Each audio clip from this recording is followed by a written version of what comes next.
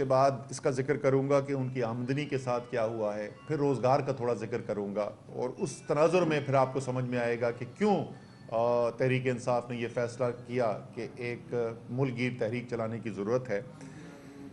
तो शुरू करते हैं जी। सबसे पहले आटा।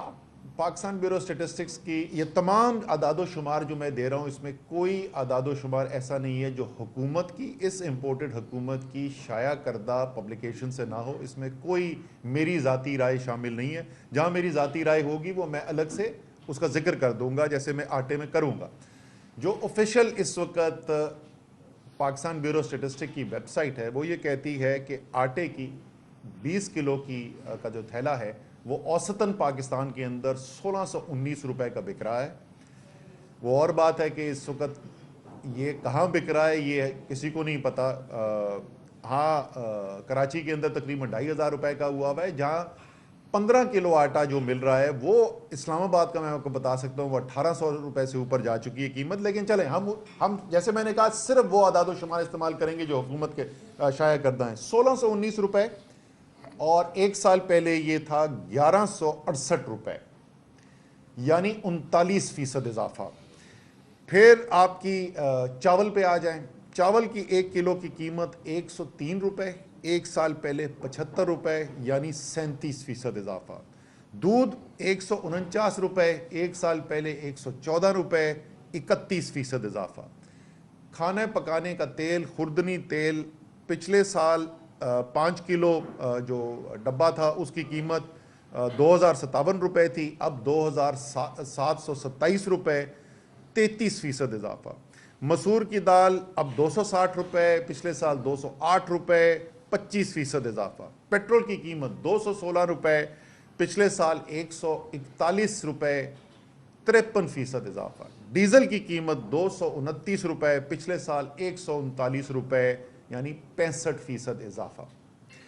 ये इजाफा अगर आप देखें तो औसतन तकरीबन 35 से 40% का इजाफा आपको नज़र आ रहा है। बुनियादी चीज़ें जो इस्तेमाल करता है एक गरीब इंसान, एक मुतवस्सित तबके की ज़िंदगी गुजारने वाला इंसान, और ये किस साल हो रहा है? पिछले साल अगर आपको याद हो तमाम दुनिया में एक महंगाई की लहर आई हुई थी। कोरोना के बाद जब वापस मईशत दुनिया की खुलनी शुरू हुई, पाकिस्तान में तो अल्हम्दुलिल्लाह हमने बंद होने नहीं दी थी, लेकिन बाकी दुनिया के अंदर मईशत बंद हुई। जब वो खुलनी शुरू हुई तो अशिया की कमी वाक़या हुई, सप्लाई चेन्स जो हैं वो डिसरप्ट हुई, और उसकी वजह से तमाम दुनिया के अंदर एक महंगाई का तूफ़ान आया है, जिसको कमोडिटी प्राइस सुपर साइकिल भी कहा जाता है टेक्निकल इस्तिलाह के अंदर। लेकिन वो तो पिछले साल के आखिर तक ख़त्म होना शुरू हो गया था। इस साल तो कीमतें नीचे आती रही हैं। मसलन मैं आपको बताऊं कि खाने पकाने की तेल की, खुर्दनी तेल की, मैंने आपको बताया कि कीमत जो है वो 33% बढ़ चुकी है पाकिस्तान में पिछले साल की निस्बत। लेकिन इसी अरसे के अंदर पिछले साल से बैनुल अक़वामी मंडी के अंदर खुर्दनी तेल की कीमत आधी हो गई। बैनुल अक़वामी मंडी में खुर्दनी तेल की कीमत आधी हो गई और पाकिस्तान में 33% इजाफा हो गया। इसी तरीके से मैंने आपको बताया कि डीजल की कीमत पाकिस्तान में 65% और पेट्रोल की कीमत में 53% इजाफा हुआ, जबकि आलमी मंडी के अंदर जो पेट्रोल की या ऑयल की प्राइस थी वो उस वक्त कोई $110 के करीब चल रही थी, और वो अब कम होके वो 80, कभी 75 पे आ जाती, कभी 80, कभी 85, तकरीबन औसतन $80 के इर्द गिर्द घूम रही है। यानी आलमी मंडी में जिस वक्त कीमतें ऊपर थी तो पाकिस्तान में कीमतें कम थी, या पाकिस्तान में कीमतें बढ़ गई हैं जबकि आलमी मंडी के अंदर चीज़ें कम हो रही हैं। पाकिस्तान में कीमतें क्यों उस वक्त इतनी नहीं बढ़ी थी जितनी आलमी मंडी के अंदर बढ़ी थी, ये भी मुझे याद है। उस वक्त मैंने प्रेस कॉन्फ्रेंस की थी, बड़ी तफसील से तमाम दुनिया के साथ तकाबली जायज़ा करके दिया था। उसकी वजह यह थी कि इमरान खान अवाम के वोट लेकर आया हुआ था और उसको अवाम का उसके दिल में दर्द है, इसलिए तमाम फैसले हो रहे थे कि किस तरीके से मैं अवाम को इस महंगाई के बोझ से बचा सकूं, जो एक गैर मामूली आलमी सूरत हाल पैदा हुई है, उससे कैसे बचाया जाए। जिसको ये हुकूमत क्या कहती है, उसको ये कहती है बारूदी सुरंगें। अवाम को रिलीफ देने को कहते हैं बारूदी सुरंगें, और अवाम के ऊपर महंगाई को का बोझ डालने को क्या कहते हैं, ये मुश्किल फैसले। अल्लाह ताला इनको हिदायत दे। लेकिन जैसे मैंने कहा कि औसतन तकरीबन आम इंसान के इस्तेमाल की चीज़ें जो हैं उसके अंदर तकरीबन 35% का इजाफा आप देख चुके हैं। बिजली की कीमत जिस तरीके से बढ़ी है वो आप देख चुके हैं, तकरीबन दुगने हो गए हैं बिजली के रेट्स। गैस की कीमत जिस तरीके से बढ़ाई गई है। आमदनी के साथ क्या हुआ है? आमदनी उसी पाकिस्तान ब्यूरो स्टेटिस्टिक्स की आदाद शुमार के मुताबिक आपका एक पेंटर है, एक दिहाड़ीदार मजदूर है, इन लोगों की आमदनी में पिछले एक साल के अंदर कितना इजाफा हुआ है? 9 से 11%, 12% के दरमियान, यानी 10-11% का इजाफा हुआ है उसकी आमदनी में।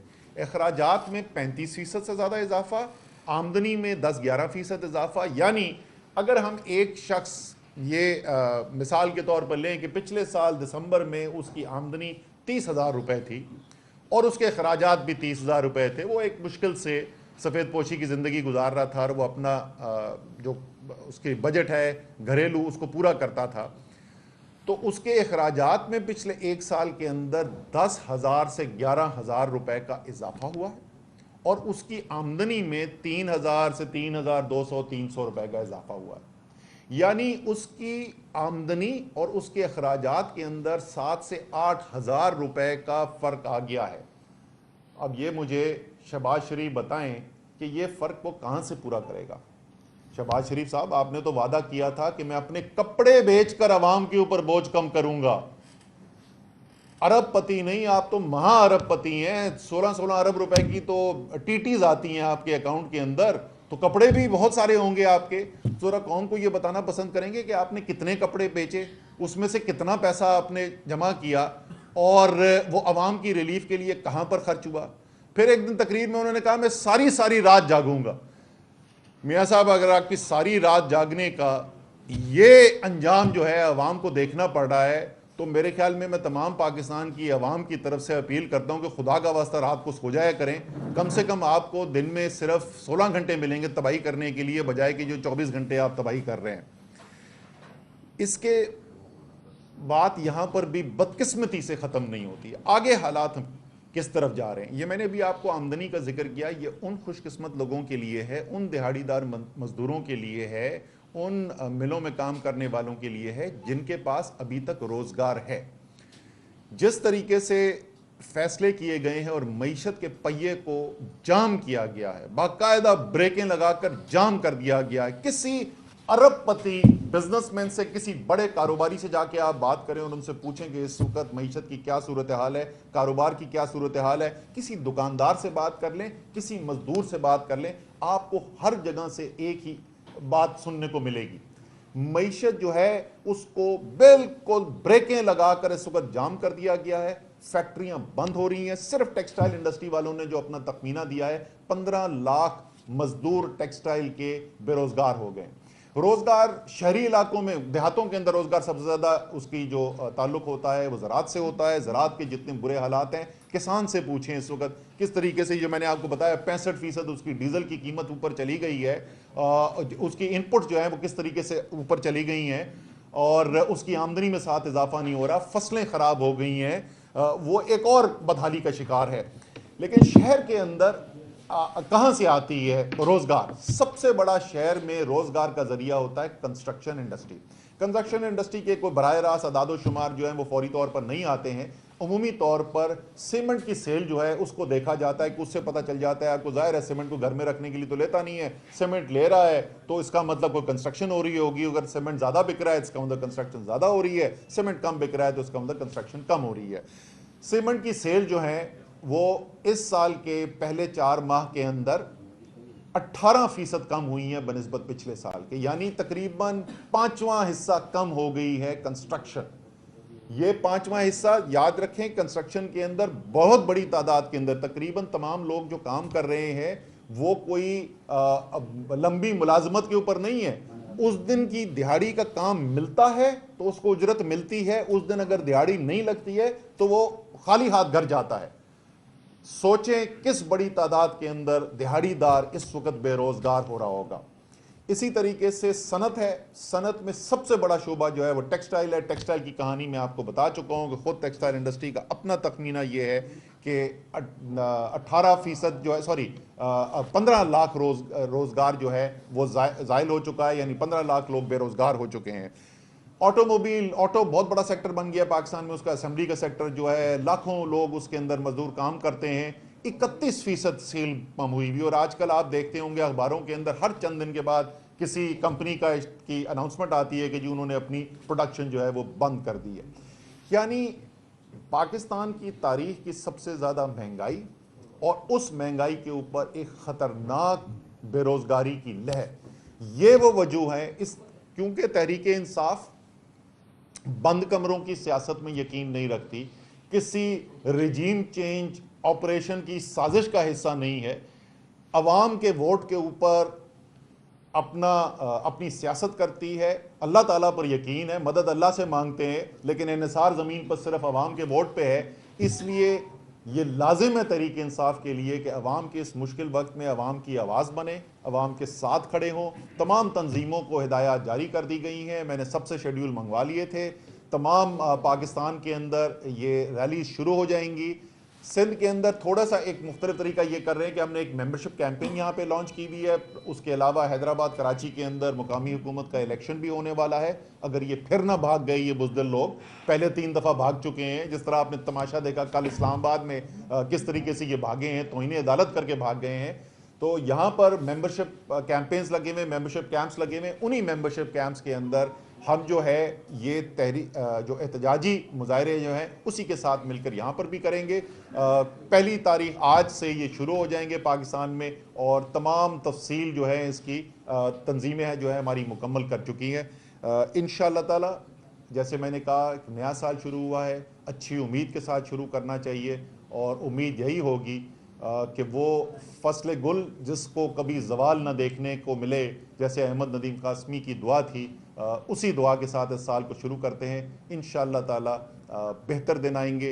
ये इम्पोर्टेड रजीम से चेंज की साजिश की पैदावार हुकूमत जो है ये जल्द ख़त्म होगी, और पाकिस्तानी कौम जो है 22 करोड़ अवाम फैसला करेंगे कि किसने पाकिस्तान की जिम्मेदारी अपने हाथों में लेनी है। बहुत शुक्रिया।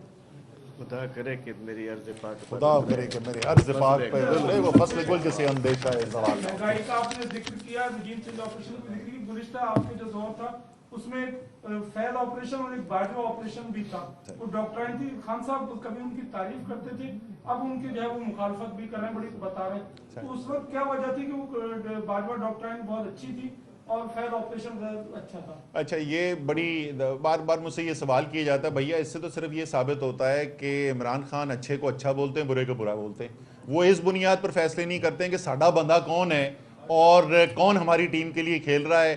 जो आप इकदाम करेंगे जो मुल्क के लिए बेहतरी होगा तो आप उसकी तारीफ करेंगे। अगर लोकस से मुकाबला करने के लिए, कोविड से मुकाबला करने के लिए और ऐसे कामों में जनरल बाजवा मुआवनत करेंगे, पाकिस्तान की कौम की बेहतरी होगी, उसमें उसकी तारीफ की जाएगी। अगर वो ऐसा फैसला करेंगे जो पाकिस्तान की बेहतरी में नहीं होगा तो उस पर तनकीद की जाएगी। इसमें इतनी परेशानी की क्या बात है? एक नैरेटिव ये भी बन रहा है कि कराची शहर में मुत्तहिदा कौमी मूवमेंट को एक किया जा रहा है, और वो बिलखुसूस ये बयानिया बन रहा है कि पीटीआई का जो 14 सीटें वो क्लेम करते हैं कि हमारी छीनी गई हैं, उसके रद्द-ए-अमल और उस चीज को जो है वो कर रहे हैं। इसमें क्या कहेंगे सर? अच्छा जी, पहली बात तो वो जो छीनी गई है ना, ये हमें बड़े हमारे दोस्त कहते थे। मुझे अभी तक याद है, मेरी आखिरी प्रेस कॉन्फ्रेंसेस में से एक थी इस्लामाबाद में रिजीम चेंज कामयाब होने से पहले, और उसमें मैंने कहा था कि कर लिया है मुत्तहिदा ने अपना फ़ैसला, अब हम निकलेंगे कराची की सड़कों पर और हम देखेंगे कि किसका बयानिया कराची यकीन करता है और किसका नहीं करता, और किसकी सीटें छीनी गई थी और किसकी सीटें नहीं छीनी गई थी। भैया अभी तो कोई बहुत पुरानी बात नहीं हुई है, 2 महीने पहले इलेक्शन हुए हैं। पहले महमूद मौलवी साहब मेरे साथ बैठे हुए, इनका इलेक्शन हुआ है, फिर इमरान खान का यहाँ पे इलेक्शन हुआ है। ज़रा याद कराना को मुझे पसंद करेगा कि उसमें मुत्तहिदा को वोट कितना मिला था। और जहाँ तक तीनों के मिल जाने वाली बात है, ये तो बड़ी अच्छी बात है। अलग अलग 3 तीतरों का शिकार जो है उसमें मेहनत ज़्यादा होती है, मिलके होंगे तो शिकार ज़्यादा आसान हो जाता है। देखिए, इनका वोट बैंक नहीं है। हमारे इनमें से कम कुछ लोग जो हैं वो हमारे पुराने इत्तेहादी रह चुके हैं, ज़ाती तौर पे हमारे उनके साथ अच्छे ताल्लुकात भी रहे हैं। उनको पता है कि जिस तरीके से हमने कराची का मुकदमा लड़ा है, और ये अच्छी बात है। आपको याद होगा खालिद मकबूल सिद्दीकी ने उसी वक्त ये बात की थी जिस वक्त ये रिजीम चेंज हो रहा था कि हाँ, हमने मुआहदे जो हैं बहुत सारी हुकूमतों के साथ किए, आज तक जितना अमल दरामद कराची के मायदे के ऊपर तहरीक इंसाफ की हुकूमत ने किया, किसी और ने नहीं किया। ये उनकी अच्छी बात है कि उन्होंने पब्लिकली एक्नॉलेज किया था। तो हमने मिलकर कराची की बेहतरी के लिए भी काम किया है। लेकिन कराची में वोट भाई मेरे इस वक्त इमरान खान का है। 3 को जोड़ लें या 13 को जोड़ लें, वोट इमरान खान का है। असद साहब, 2 रोज पहले टीवी चैनल के ऊपर और चौधरी साहब ने कुछ इंकशाफात किए, क्या कहेंगे उसके हवाले? इंकशाफ किए या दावे किए? इंकशाफ तो मुझे कोई नहीं नजर आया, दावे बहुत सारे नजर आए। अच्छा, आसिम मुनीर साहब के आने के बाद क्या पीटीआई के एस्टेब्लिशमेंट से कोई राब्ते हुए बैकडोर चैनल, और उनके आने के बाद क्या कोई आपको तब्दीली नजर आ रही है? जो कहते थे कॉल्स आ रही हैं, लोगों को तोड़ा जा रहा है, डराया जा रहा है, गिरफ्तारियां हो रही हैं, किसी किस्म के ताल्लुकात में भी बेहतरी के आसार हैं या नहीं? क्या कोई बैक चैनल है, कोई मुज़ाकरात हो रहे नहीं हो रहे? जो कोशिश की थी वो सदर पाकिस्तान ने की थी, और वो सिर्फ तहरीक इंसाफ के साथ नहीं, सदर पाकिस्तान का एक आइनी ज़िम्मेदारी है। और मैं कहूँगा कि बहुत अरसे के बाद पाकिस्तान में कोई ऐसा आइनी सदर आया है जिसने वाकई अपने आइन की ज़िम्मेदारियाँ पूरी की हैं। मेरे ख्याल में आरिफ अलवी को जितना भी सराहा जाए वो कम होगा। उन्होंने पूरी कोशिश की है, हुकूमत के साथ भी बात की है, तहरीक इंसाफ के साथ भी बात की है, इस्टेब्लिशमेंट के साथ भी बात की है। कोई खातिर खा कामयाबी अभी तक हासिल नहीं हुई, लेकिन उनकी आईनी जिम्मेदारी है, मुझे यकीन है कि उसको पूरा करने की कोशिश करेंगे। जहाँ तक क्या हमें उसके बाद तब्दीली नज़र आ रही है, देखें अभी शुरू के दिन हैं, इब्तदाई दिन हैं, अभी जो है वो वाज़े तौर पर यह नहीं कहा जा सकता कि पॉलिसी बदल गई है या नहीं बदली है। आपको पता है कि पाकिस्तान की सियासत का एक पस मंज़र है। इससे पहले भी जो सवाल किया गया था, ये बहुत सारी चीज़ें कैमरा पर नहीं कहते सहाफ़ी, लेकिन हमें भी पता है कि इन्होंने सवाल क्यों पूछा था। क्योंकि तासुर ये है इस वक्त जो कराची की सड़कों पर तासुर है, वो ये नहीं है कि मुत्तहिदा वाले जो हैं उन्होंने ख़ुद ये फ़ैसला किया कि चलें हम आपस में साथ मिलकर बैठ जाते हैं और पुरानी रंजिशें भुला देते हैं। तासुर ये है कि बैठाया जा रहा है, ठीक है जी। तो इसलिए मैं ये कहूँगा कि अभी ये कबल अज़ वक्त होगा कहना कि इसके ऊपर हतमी तौर पर हम कह सकते हैं कि पॉलिसी बदली या ना बदली। Thank you. आखिरी सवाल कि चूँकि इलेक्शन का शेड्यूल आप लोग देते रहे और हुकूमत कहती रही, मौजूदा हुकूमत के इलेक्शन अपने वक्त पर होंगे, इमरान खान साहब ने 2-3 डेडलाइंस दी, शेख रशीद ने दी, आपने शायद कहीं बात की थी। अब बताएं कि मुल्क में इलेक्शंस कब हो रहे हैं, आम इलेक्शन? देखिए, हमारा काम यह है कि जब मुल्क के अंदर तबाही आ रही हो तो सबसे पहले तो खड़े हो के अलल ऐलान ये कहें कि ये तबाही आ रही है और मुकाबला करें, और जो भी उस मुकाबला करने के लिए ख़तरा मोलने की ज़रूरत हो वो करें। और वो अल्हम्दुलिल्लाह हमने करके दिखाया। हमारे ऊपर FIRें कटी, दहशतगर्दी के कोर्ट्स के हमने चक्कर लगाए, हमारे पर FIA की इन्वेस्टिगेशन हुई, आर्टिकल 6 के मुकदमे बनाने का मरला शुरू किया गया, हत्ता के इमरान खान के ऊपर गोली चला दी गई। और हम अपने बयानिए से नहीं हटे। जो पाकिस्तान के लिए ख़तरनाक था, जो पाकिस्तान की तबाही जिससे आ रही थी, उसके ख़िलाफ़ हम आवाज़ बुलंद करते रहे और मुकाबला करते रहे। और जितनी हमारी हिम्मत है, जितनी अल्लाह ताला ने हमें इस्तात दी है, वो भरपूर तरीके से उस हम मुकाबला करते रहे हैं और करते रहेंगे। हदफ कभी फौरी तौर पर हासिल होते हैं, कभी फौरी तौर पर हासिल नहीं होते हैं। तो हमारी जद्दोजहद नहीं कम होगी। 2023 तो अब तो सबने कहना शुरू कर दिया इलेक्शन का साल है, लेकिन जो इनकी सूरत हाल है, जिस तरीके से ये खौफजदा हैं इलेक्शन से, ये आप भी कभी फार्मूला इस्तेमाल करके देखें। कोई PDM वाला अगर आपको कोई ज़्यादा तंग कर रहा हो ना, और आपने उसको खौफजदा करना हो, तो आप सिर्फ उसको ये कहें कि इलेक्शन आ रहा है, बस उसके बाद देखें वो कैसे गायब होता है। आज फैजुल्लाह भाई की बर्थडे है, तो मैं केक काटेंगे आपके यहाँ। आइए जी, हैप्पी बर्थडे।